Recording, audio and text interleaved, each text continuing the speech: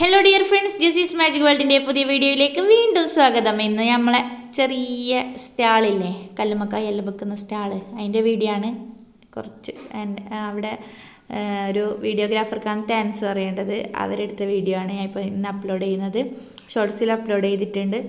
അവർക്ക് താങ്ക്സ്. പിന്നെ നല്ല കച്ചവടമുണ്ട്, മാഷാ അല്ലാ.